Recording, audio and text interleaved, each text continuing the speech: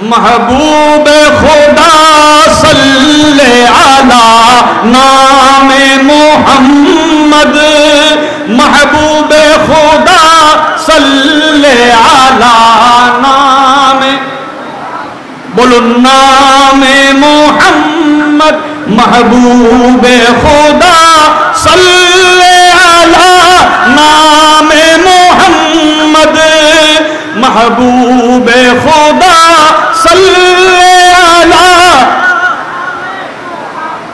देखो किस प्यार से लेता है खुदा नामे, किस प्यार से लेता है खुदा नामे। हुजूर पाक सल्लल्लाहु अलैहि ওয়াসাল্লামের নাম মুবারক যিনি এত মহব্বতে নাই, ওই প্যারা নবীজি কাঁধে নিয়েছিলেন কাকে? পিঠ মুবারকে নিয়েছিলেন কাকে? ইমাম বুখারী আবু আব্দুল্লাহ মুহাম্মদ বিন ইসমাইল বুখারী রাহমাতুল্লাহ আলাইহির কথা সুন্নি উলামারা বলে, ইমাম বুখারী তো নিজের কিতাবে যখন প্যারা নবীর সাথে হাসনাইনে করিমানের এই কথা উল্লেখ করলেন, উনি উল্লেখ করার সময় আল হাসান ওয়াল হুসাইনের নামের পরে বলেছেন আলাইহিমাস সালাম। কি বলেছেন? আলাইহিমাস। এখানে শরীয়তের কিছু মাসলা মাসাইল আছে, আপনাদের মনোযোগ থাকলে আমরা সেদিকেও যাব। আল্লাহ আমাদের বুঝার তৌফিক দান করুক। দেখেন হযরতে আবু বকর সিদ্দিক রাদিয়াল্লাহু আনহু একটা রওয়ায়াত আপনারা শুনেছেন, তার সাথে সংশ্লিষ্ট রেখে আমি বলি, সাইয়েদুনা সিদ্দিক আকবর রাদিয়াল্লাহু আনহু বলছেন, এই আবু বকর এবং ওমর এই দুইটা নাম রাসূলের যেমন পছন্দ নিয়েছিল, মাওলা আলীর পছন্দ নিয়েছিল, ইমামে পাকের পছন্দ, যার কারণে ইমাম আলী মকাম যে জমিনে শুয়ে আছেন ওনার মাজারে পাকের সাথে আরো দুইজন শুয়ে আছেন, একজন ওমর একজন আবু বকর। হুজুরে শুয়ে আছেন, হুজুরের আরাম করছেন, হুজুরের সাথে সাইয়েদনা সিদ্দিক আকবর, ফারুক আজম, ইমাম আলী মকামের সাথে কিন্তু হযরত আলী রাদিয়াল্লাহু আনহু ওই শাহজাদা যার নাম আবু বকর ওমর। কারবালার আলোচনা যখন আমরা করি একটা নাম কমন ভাবে বাদ পড়ে, যেই নামের সাথে এই দরবারের বড় সম্পর্ক আছে। সুবহানাল্লাহ। আর একটু মহব্বত বলেন সুবহানাল্লাহ। কারবালা থেকে ফিরে আসা আওলাদ রাসূলের মধ্যে আমরা নাম নিকার হযরত ইমাম জয়নুল আবেদিন, হযরত ইমাম হুসাইনি ঘরানা থেকে, ইমাম হুসাইন রাদিয়াল্লাহু তাআলা ঘরানা থেকে ইমাম জয়নুল আবেদিন রাদিয়াল্লাহু আনহু ফিরেছেন, কিন্তু কারবালার জমিনে থাকার পরেও শহীদ না হয়ে হাসানি বংশের একজন ফিরেছেন, যার বাগানের ফুল এই হযরত কেবলা আলম, যার জিকির আমাদের মজলিসে হয় না, তিনি ইমাম হাসান মুসান্না রাদিয়াল্লাহু তাআলা, যিনি শাদী করেছিলেন হযরত ইমাম হুসাইন রাদিয়াল্লাহু তাআলা শাহজাদি হযরতে ফাতেমা রাদিয়াল্লাহু তাআলা। সুবহানাল্লাহ। এই সর্বপ্রথম হাসানি হুসাইনের মধ্যে শাদী। হুসাইনে পাকের জন্য জান দিতে সবাই প্রস্তুত আছে? আমরা জান দিতে প্রস্তুত। আমাদেরকে যদি প্রশ্ন করা হয় ইমাম আলী মকামের সাথে কারবালাতে যদি আমরা থাকতে পারতাম, কার পক্ষে থাকতাম? জালিমের পক্ষে না ইমামের পক্ষে? এই কথায় কোনো সন্দেহ আছে? যদি প্রশ্নটাকে ঘুরে একটু জিজ্ঞাসা করা হয় ইমামে পাকের দলে থাকার জন্য উপযুক্ত কে আছে? কার মনে হয় যে আমি উপযুক্ত ইমামে পাকের দলে থাকার জন্য? আমরা উপযুক্ত? আমাদের জবান হুসাইনি, আখলাক হুসাইনি না, আচরণ হুসাইনি না। ইমাম আলী মকাম ইন্তেকালের পর ইমাম জয়নুল আবেদিন রাদিয়াল্লাহু তাআলা বিশ্বে মানবতার অনেকেই কথা বলে, মানবদরদি অনেক কথা বলে, সারা বিশ্বের সাথে একটা নামের চ্যালেঞ্জ করলে বিশ্ব তার সামনে মাথা নত করবে। ওই নাম হযরতে আবেদিন ইমার, হযরতে মজলুমে কারবালা ইমাম জয়নুল আবেদিন রাদিয়াল্লাহু তাআলা।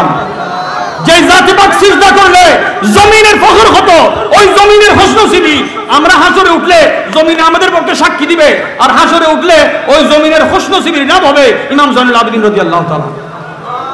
ইমাম হযরতে মাওলা আলী শের কথা বলছেন কাররামাল্লাহু ওয়াজহুল করিম, চারটা বিষয়ে আহলে বাইতে আতহার সবার আগে। চারটা বিষয়ে আহলে বাইতে আতহার সবার আগে। এক নম্বর সবর, এক নম্বর কি? আমরা হকের কথা বলি, হকের কথা শুনি যতটুকু নিজের সুবিধা, যতটুকু। পৃথিবীতে এমন একজন ব্যক্তি দেখান যিনি শত্রুদের হকের জন্য লিখেছেন। কাদের হক? কাদের হক? দুশমনের হক।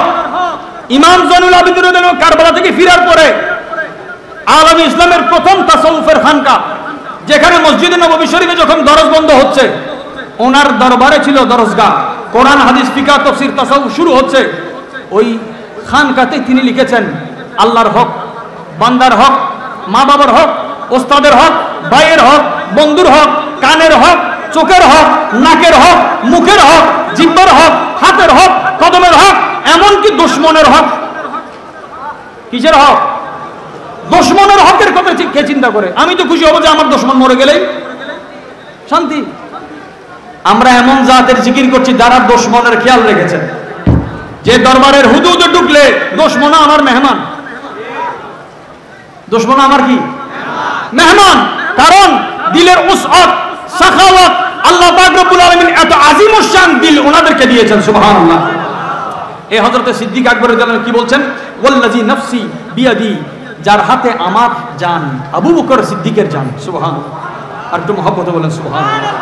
ওনাদের নাম বললে দিল বাগ বাগ হয়ে যায়। এত মহব্বত করছেন যে যেই ঘরের সামনে জিবরিল আমিন আসলে দাঁড়ায় থাকে।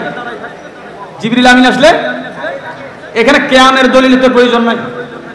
জিবরিল আলাইহিস সালাম আসলেন দাঁড়ায় আছেন, মালাকুল মউত আসলেন দাঁড়ায় আছেন, আবার কিয়ামের দলিল কি? আহলে বাইত আতহারের মহব্বত কি? তিনি বলছেন লাকারাবাতু রাসূলিল্লাহি সাল্লাল্লাহু আলাইহি ওয়া সাল্লাম আহাব্বু ইলাইয়া, আল্লাহর হাবিবের ঘরানার সাথে আমার মহব্বত কেমন? তিনি বলছেন আমি আমার আত্মীয় থেকে নবীর আত্মীয়কে বেশি মহব্বত করি। আর একটু মহব্বতে বলেন সুবহানাল্লাহ। আহাক্কু বিল মাহাব্বাতি ওয়াল মাওয়াদ্দাত। পৃথিবীতে ইমাম বুখারীর উস্তাদ মুসান্নাফের মধ্যে উল্লেখ করছেন, পৃথিবীর মধ্যে ওমর রাদিয়াল্লাহু তাআলা বলছেন আমার কাছে মুহাব্বত এবং মাওয়াদ্দাত, আমার সাথে এই দুইটা শব্দ বলতে হবে, মুহাব্বত, মাওয়াদ্দাত। যে মুহাব্বতের শুরু এবং শেষ সবচেয়ে বেশি হকদার রাসূল পাকের পরিবার, রাসূল পাকের পরিবার। সাহাবায়ে কেরাম কেন হাসনাইন করিমানের সাথে আত্মীয় হতে চাইতেন, মাওলা আলীর সাথে কেন আত্মীয়তা করতে চাইতেন? কারণ তারা জানে পৃথিবীর সমস্ত রক্তের সম্পর্ক, মহাব্বতের সম্পর্ক, আকলের সম্পর্ক এগুলা মারা যাওয়ার সাথে সাথে কেটে যাবে, কিন্তু রাসূল পাকের নিসবতে, রক্তের সোহবতে, শরীরের সোহবতে, গাম মুবারকের সোহবতে, দিলের সোহবতে, তাজিমের সোহবতে যদি কেউ থাকে, এই দায়রা, এই মহাব্বত, এই হুদুদের সাথে আল্লাহ তাকে প্যার নবীজির দামানে হাসরের ময়দানে উঠার ব্যবস্থা করে দিবেন। আমার প্যারা রাসূলের প্যারা সাহাবা হযরত ওসমান বিন আফফান, ওসমান গনি জিন্নুরাইন রাদিয়াল্লাহু তাআলা, যার হায়া দেখলে ফেরেশতারা হায়া করতেন, সুবহানাল্লাহ। হযরত ওসমান রাদিয়াল্লাহু তাআলা বলছেন যে আল্লাহুম্মা, এই দোয়াটা আমার সাথে পড়ুন। আজকে ওনাদের কথা বলে আমাদেরকে আহলে বাইত থেকে দূরে নেওয়া হচ্ছে। ওনাদের দোয়া কি ছিল?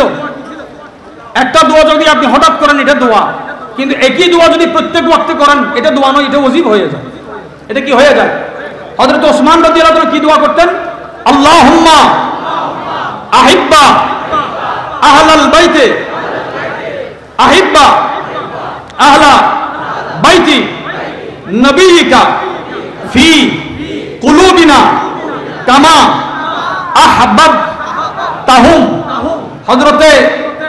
হযরতে ওসমান গনি জিন্নুরাইন বলছেন আল্লাহ আমার দিলে, আমাদের দিলে আহলে বাইতের, তোমার নবীর, তোমার প্যারা হাবিবের পরিবারের সেই মহব্বত দান করো, তুমি যেভাবে তাদেরকে মহব্বত করো ওই মহব্বতটা যাতে তোমার কুদরতি সমান হয়।